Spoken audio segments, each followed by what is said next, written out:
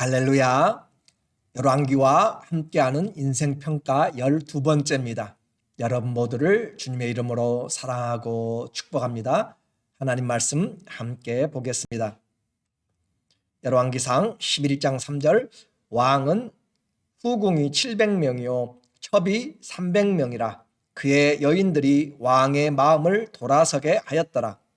솔로몬의 나이가 많을 때에 그의 여인들이 그의 마음을 돌려 다른 신들을 따르게 하였으므로 왕의 마음이 그의 아버지 다윗의 마음과 같지 아니하여 그의 하나님 여호와 앞에 온전하지 못하였으니. 아멘. 오늘은 배신이라는 주제로 말씀 같이 나누도록 하겠습니다. 솔로몬의 부와 지혜와 명예와 권세가 절정에 다다랐습니다. 그런데 솔로몬의 삶의 내용은 하나님이 주신 말씀과 정반대로 거꾸로 가고 있음이 불안한 솔로몬의 삶을 바라보게 합니다. 신앙의 타락은 힘들 때보다 안일하고 평안하다 할 때 더 위험합니다. 다윗에게 사무엘하 11장 밧세바와의 간음 사건은 그가 힘들고 어려울 때가 아니라 왕위에 올랐던 중년의 때입니다. 그런 것처럼 그 사건은 그의 가정과 나라의 큰 영적인 하강 곡선을 그렸습니다. 불행하게도 열왕기상 11장에서 솔로몬의 이 우상 숭배, 곧 이 배신은 솔로몬 자신과 그 나라에 돌이킬 수 없는 큰 영적인 하향 곡선을 예언하고 있음이 곧 우리에게 주는 하나님의 말씀입니다. 어느 누구도 교만한 자, 어느 누구도 자신할 자가 없습니다. 우리는 하나님 믿음의 시작이고 끝이 곧 예수 그리스도이신 것을 말씀해 주고 있습니다. 예수님으로 믿음을 시작했으면 예수님으로 믿음을 마치는 것입니다. 그래서 우리의 시선은 오직 주님을 바라보아야 되는데 가면서 주님이 보이는 대신에 다른 것들이 눈에 더 보이기 시작하면 벌써 길을 잘못 가고 있는 것입니다. 그래서 우리의 푯대는 위에서 부르신 그 부름의 상을 향하여 하나님이 맡겨주신 그 사랑을 가지고 나가야 되는 것이에요. 내가 주님을 붙잡고 있는가? 내 인생에 주님이 밝히 보이는가? 말씀이 밝히 들리는가? 그것은 나만이 아니라 내 가정과 내가 속한 권속들을 지켜나가는 귀한 하나님의 믿음의 척도가 됩니다. 하나님 외에 다른 신을 섬기는 것, 이것이 영적인 간음이고 배신이라고 했습니다. 영호색이라는 말이 있습니다. 영웅들이 색을 좋아한다, 그런 내용들인데 피해가기 어려운 유혹인 것 같죠. 재력과 지혜와 명예와 권세를 가진 솔로몬에게 각 국가들은 국제 결혼을 통하여서 좀 더 인간적인 방법으로 나라의 안정을 꾀하려고 합니다. 1절에 보니까 솔로몬 왕이 바로의 딸 외에 이방의 많은 여인들을 사랑하였으니 곧 모압과 암몬과 에돔과 시돈과 헷 여인이라. 그래서 열방뿐만 아니라 솔로몬 자신이 이 열국을 통치하면서 함께 국제 결혼이라고 하는 방법을 통하여서 그의 나라의 치세를 세우려고 합니다. 하나님이 나라의 힘이고 또 국방력인데 그 하나님보다 세상 사람들의 관계를 통하여서 결혼은 가장 중요한 친인척의 관계를 묶어주는 끈이죠. 정략 결혼을 통하여서 하나님의 말씀과 대치된 그런 삶을 추구하려고 하는 것이에요. 그래서 2절에 보면 여호와께서 일찍이 이 여러 백성에 대해서 가나안의 여러 나라들을 이야기합니다. 그리고 이스라엘의 자손에게 말씀하시기를 너희는 그들과 서로 통혼하지 말며 서로 결혼하지 말며 그들도 너희와 서로 통혼하게 하지 말라. 그들이 반드시 너희의 마음을 돌려 그들의 신들을 따르게 하리라 하였으나 솔로몬이 그들을 사랑하였더라. 그래서 이 사람들의 뒤의 배경에는 영적인 존재가 있습니다. 신앙은 중요한 것입니다. 그래서 아무것도 아니고 그 사람이 좋은 것 같지만 그 뒤에 영적인 배경은 무시할 수가 없는 것이에요. 그래서 너희의 마음을 돌려서 그들의 신을 따르게 하리라. 귀신, 사단의 세계, 그것이 바로 이런 겉으로 화려한 것, 좋은 것들을 통하여서 결국은 우리를 심노하는 것이죠. 그래서 우리는 이런 속음에 넘어가서는 안 되는 것이죠. 근데 솔로몬이 그들을 사랑하였다라고 함으로써 솔로몬이 여인들을 많이 두지 말라라고 하는 신명기의 말씀, 마병을 많이 두지 말라, 금과 은을 많이 두지 말라, 그것이 하나님보다 앞서지 말라라고 하는 것이죠. 오히려 하나님 말씀을 가지고 살라라고 했는데 그는 솔로몬은 정반대의 삶을 살아가고 있습니다. 3절에 보면 왕은 후궁이 700명이요 첩이 300명이라 그의 여인들이 왕의 마음을 돌아서게 하였더라. 위험한 순간들이 다가왔습니다. 우리는 백제가 망할 때 마지막 왕 의자왕이 궁녀가 3천이란 말을 듣습니다. 조선시대에 보통 궁녀는 한 600명 정도 그렇게 되었습니다. 한 세대예요. 그런데 궁녀가 문제가 아니라 오늘 솔로몬은 후궁이 700이요 첩이 300명이라 한마디로 아내들입니다. 비빈들 그런 것이죠. 그렇게 이 사람들이 1000명이다. 궁녀는 아예 기록도 되지 않습니다. 그러니까 얼마나 많은 여인들을 솔로몬이 정략 결혼을 하고 또 자기 자신의 삶을 소비했는지를 우리에게 말해주고 있어요. 젊을 때는 하나님의 지혜로 그나마 믿음과 말씀과 씨름하면서 할 수가 있을지 몰라도 늙어가면서 영적인 혼돈이 오게 됩니다. 그의 여인들이 왕의 마음을 돌아서게 하였더라.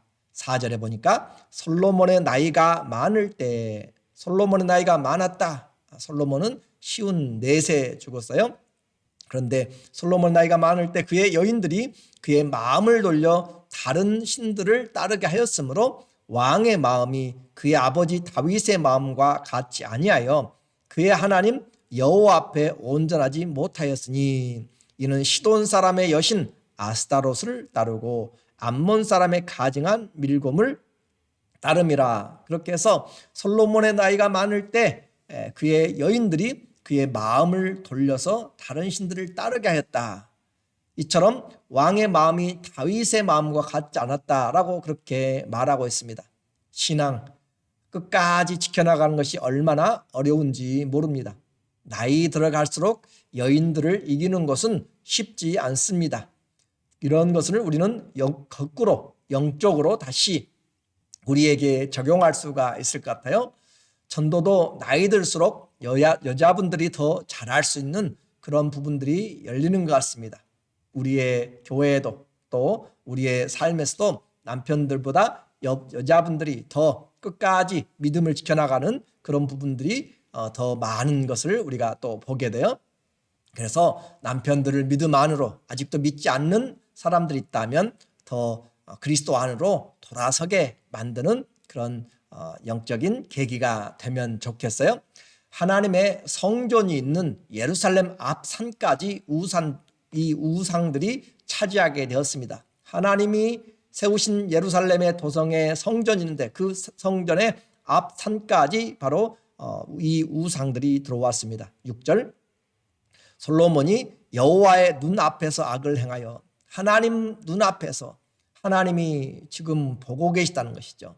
하나님이 우리의 삶을 살펴보고 있다는 것이죠. 하나님의 눈앞에서 솔로몬이 하나님이 눈을 부릅뜨고 계시다면 그렇게 보았다면 하겠어요? 그러나 하나님의 눈은 천지가 다 하나님 안에서 보여지고 있습니다. 하나님의 눈이 7이라고 요한계시록이 이야기하는 것은 7은 완전한 숫자를 이야기함으로써 모든 땅을 감찰하는 것을 이야기합니다. 그래서 천지에 충만하신 그리고 하나님 앞에 벗어나는 은밀한 일은 하나도 없습니다. 그러니까 직접 내 눈에 보이지 않더라도 오늘 내가 행하는 은밀한 일, 내가 행하는 이런 아무도 보아주지 않는 일, 좀 억울한 일, 그런 일들까지도 하나님은 다 살펴보고 계신다. 솔로몬이 여호와의 눈앞에서 악을 행하여 하나님 앞에서 우리가 살아간다는 이 신전의식은 항상 우리 성도들에게 중요한 신앙의 표대가 되는 것이에요. 그의 아버지 다윗이 여호와를 온전히 따름같이 따르지 아니하였고, 그래서 다윗은 이제 앞으로 인생을 평가하는 일에 아주 중요한 사람의 기준을 하게 됩니다. 다윗이 허물이 많아요. 그럼에도 불구하고 하나님이 보셨을 때 그는 하나님의 마음에 합한 자라고 할 정도로 죄 가운데서 다시 회개하고 일어나는 모습들을 보여주었습니다. 그리고 오늘 이 다윗의 마음과 같지 아니하고 모압에 가증한 금모스를 위하여, 이 금모스는 그 사람들이 섬기는 우상이죠.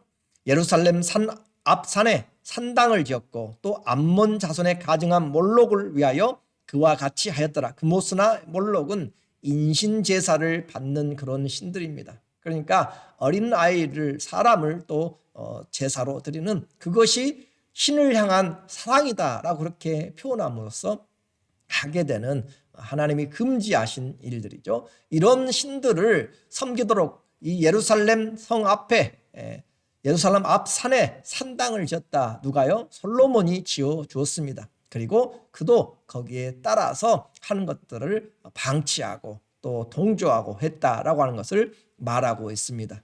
오늘 기적 같은 하나님이 나타나셔서 은혜 주시고 놀라운 체험을 했지만, 그러나 말씀에 순종하는 것보다 더 큰 능력이 없습니다.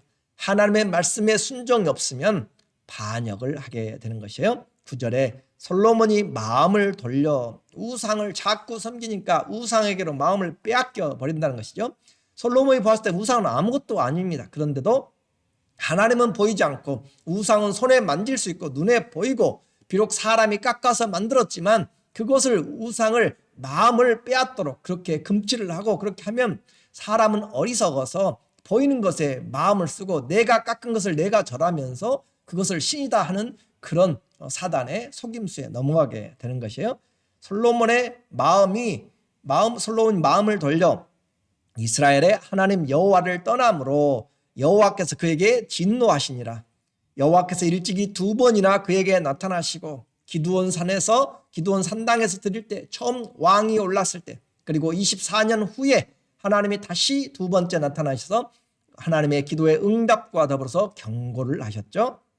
이 일에 대하여 명령하사 다른 신을 따르지 말라 하셨으나, 이미 잘못 가고 있는 그에게 하나님이 나타나서 따르지 말라 경고를 해 주었는데 그가 여호와의 명령을 지키지 않았으므로 이것이 배신입니다. 이것이 영적인 간음입니다. 하나님을 사랑한다고 하면서 다른 신들을 사랑하고 있는 것이죠. 그렇기 때문에 이와 같은 반역, 하나님이 분명히 경고했어요. 그럼에도 말씀을 지켜나가지 않는다라고 하는 것이 어리석은 것입니다. 하나님께서 기업을 주세요. 그러나 그 기업을 유지하는 것 또한 하나님을 믿을 때 유지할 수가 있습니다. 이제 평온했던 솔로몬의 나라에 점점 광풍이 몰아치기 시작합니다. 반란이 일어나기 시작하는 것이에요. 하나님이 가만히 두지 않고 그냥 그들을 죄의 권세에 놔두어 버립니다. 14절, 여호와께서 에돔 사람 하닷을 일으켜 솔로몬의 대적이 되게 하시니 그는 왕의 자손으로서 에돔에 거하였더라. 에돔, 에서의 후손이죠. 남쪽 지방입니다. 그곳에서 이 하닷이 이 솔로몬의 대적이 되게 하였다. 그리고 23절에 하나님이 또 엘리아다의 아들 르손을 일으켜 솔로몬의 대적자가 되게 하시니 그는 그의 주인 소바 왕 하닷에셀에게서 도망한 자라. 이 르손은 북쪽의 시리아의 왕이 되게 됩니다. 그러면서 솔로몬을 대적하게 되는 것이에요. 나라의 평안이, 국제관계의 평안들이 이제 깨져나가기 시작합니다. 그리고 하나님 앞에 이 결정적인, 하나님이 이스라엘에 대한 징계를 내리신 것은 이제 여로보암이라고 하는 사람을 통하여서 분단의 씨앗을 심습니다. 26절, 솔로몬의 신하, 내적인 것이죠. 이제 외적인 대적들이 있다면 솔로몬의 신하인 느바삿의 아들 여로보암, 앞으로 여러분이 이제 이 여로보암이라고 하는 사람을 기억을 해야 돼요. 하나님 앞에서 인생의 평가할 때 두 사람이 나타납니다. 하나님 앞에 하나는 다윗이고 하나는 이 여로보암이라고 하는 사람이에요. 그래서 어느 길을 쫓아갔느냐? 다윗의 길로 행하였느냐? 아니면 이 여로보암의 길로 행하느냐는 인생 평가인데 두 길로 하나님이 왕들을 평가합니다. 여로보암 꼭 기억하십시오. 여로보암이 한 손을 들어 왕을 대적하였으니 그는 에브라임 족속인 스레다 사람이요 그의 어머니 이름은 스루아이니 과부더라. 그래서 이 여로보암이 대적하는 일에 이제 씨앗이 되게 됩니다. 그는 솔로몬이 다스리는 이스라엘의 12지파 중에서 10지파를 차지하게 될 앞으로 이제 분단의 씨앗이 되는 거죠. 이 모든 것은 결국 솔로몬이 하나님의 말씀을 떠난 영적인 간음, 배신에서 곧 말씀을 순종하지 않음에서 시작되었습니다. 33절 이야기합니다. 이는 이와 같이 분란의 씨앗이 되고 대적들이 일어난 것은 그들이 나를 버리고 시돈 사람의 여신 아스타롯과 모압의 신 그모스와 암몬 자손의 신 밀곰을 경배하며 그의 아버지 다윗의 행함같이 아니하며, 이 다윗은 인생평가에서 중요한 역할을 하게 될 것입니다. 선한 믿음의 삶을 갈 것인가 그 말이죠. 내 길로 행하지 아니하며 나 보기에 정직한 일과 내 법도와 내 율례를 행하지 아니함이라. 우상을 섬기면 결국 하나님을 떠난 삶을 살게 되게 됩니다. 그렇게 함으로써 오늘 이 솔로몬의 말년에 나라가 나누게 되는 그런 어려운 분위기가 되게 돼요. 이제부터 열왕기의 인생평가가 제대로 우리에게 지금 시작되고 적용돼야 하는 시점이 되고 있습니다. 한두 번이 아니라 수십 번 반복하여서 왕들의 인생과 하나님의 평가가 시작되고 있습니다. 하나님을 떠나 배신하는 인생, 가정, 나라는 반드시 무너지게 되어 있습니다. 믿음, 우리는 젊었을 때 잘해도 끝까지 유지하는 것 쉽지 않습니다. 솔로몬이 하나님의 사랑, 축복이 부족해서 타락한 것이 아니고 다른 신들을 섬기는 것이 아니에요. 자기의 자신의 부족함이 없었지만 사람들의 말을 들었기 때문에, 그래서 오히려 하나님의 그 은혜로 축복으로 교만해진 것이죠. 하나님보다 물질적인 삶에 더 많은 관심이 갔기 때문에 그렇습니다. 그래서 하나님의 말씀을 옆에 두고 평생 읽으라라고 하는 그 기본적인 하나님의 말씀이지만 그것이 지켜지지 않을 때 우리 마음에 믿음의 벽이 점점 무너지는 것이에요. 말씀을 안 들으면 믿음이 자라지 않습니다. 목사도 장로님도 또 어느 누구도 말씀을 일주일 한 달 안 듣게 되면 믿음이 식어지게 돼 있어요. 3일을 굶으면 천하장사도 힘이 없다라고 하는 것처럼 오늘 하나님의 말씀이 우리에게 영적인 양식입니다. 믿음은 말씀, 곧 그리스도의 말씀을 들어야 됩니다. 아무리 바빠도 식사를 해야 살아갈 수 있는 것처럼 아무리 세상이 바쁘고 힘들고 그래도 하나님의 말씀을 가까이 해야 영적으로 살아가고 세상을 이길 수 있는 믿음을 지킬 수 있습니다. 우선순위를 분명하게 붙잡아야 됩니다. 하나님의 말씀이 우리 안에 들려지지 아니할 때 우리는 천천히 믿음의 담이 금이 가게 되고 영혼의 생수가 점점 독이 들어오기 시작합니다.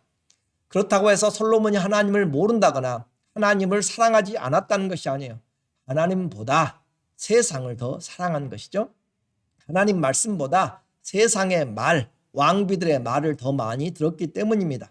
왕의 마음을 움직이는 것이 하나님의 말씀이 돼야 되는데, 믿음이 돼야 되는데 그것이 아니라 세상과 사람들의 말이 그를 움직였습니다. 하나님이 솔로몬 평강이라는 그런 그 이름, 그리고 그를 낳았을 때 여디디야 사랑하는 자라고 하는 그런 별명까지 하나님이 주었는데 이제 평강이 아니라 분란이 오게 되었고 사랑이 아니라 저주가 오게 되었습니다. 씨를 뿌린 대로 거두게 됩니다. 믿음 온전하게 지키는 것이에요. 끝까지 마음이 나누어지지 않는 것입니다. 힘들 때나 어려울 때나 함께 사랑하는 것이 진짜 부부이고 또 진짜 우정 친구인 것처럼 어떤 환경에서도 변하지 않고 하나님에서 나누지 않는 것, 우리는 축복보다 더 구해야 될 것이 하나님 끝까지 경외하는 그런 온전한 믿음입니다. 선한 싸움입니다. 내 자신 안에서 하나님보다 더 중요하게 생각되는 것이 있다면 우리는 언젠가 그것이 틈새를 만들고 내 영혼에 독을 퍼치게 만든다는 것을 기억해야 됩니다. 성도들에게 우상은 지금 보이는 그런 불상이나 다른 세워진 것들이 아니에요. 그런 것보다 하나님을 믿으면서도 세상을 더 사랑하고 삶의 우선순위가 하나님 말씀보다 다른 것에 있을 때 이미 우리는 우상을 섬기고 있는 것이에요. 내 마음에 소망이 정말로 하나님 나라에 있다면 하나님을 기쁘시게 할 것에 생각하게 됩니다.